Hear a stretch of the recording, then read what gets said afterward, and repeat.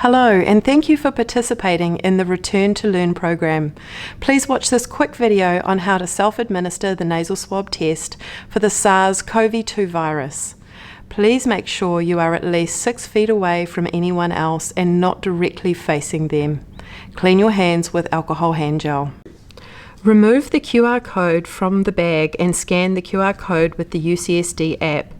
Once scanned successfully, you will see Received at the bottom of your screen. Place the completed QR form in the side pocket of the collection bag marked Biohazard. Write your student ID and date of birth on the lab sticker label with the enclosed pen. Lower your mask below your nose.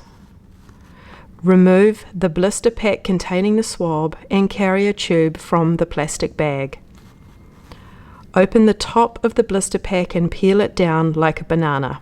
Place the label on the testing vial. The label should go on the long axis. Do not wrap around the vial. Loosen the top of the collection tube.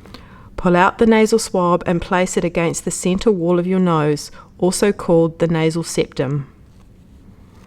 Push the swab in gently until you meet resistance and advance a small amount further. This may cause you to sneeze or cough, but try to hold the swab steady. If the swab comes out of your nose or is dropped, you will need a new swab. Turn the swab slowly 3 times, remove it, and repeat the process in the other nostril with the same swab. Remove the swab from your nose and place it inside the collection tube. Snap the swab off at the mark on the swab near the top of the tube and place the swab in the tube. Secure the cap on the tube tightly. Move your mask back over your nose. Place the tube inside the biohazard bag and seal the bag.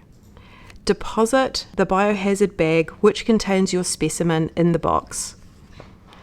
The outer package can be thrown out in regular trash. Clean your hands with alcohol hand gel. Thank you.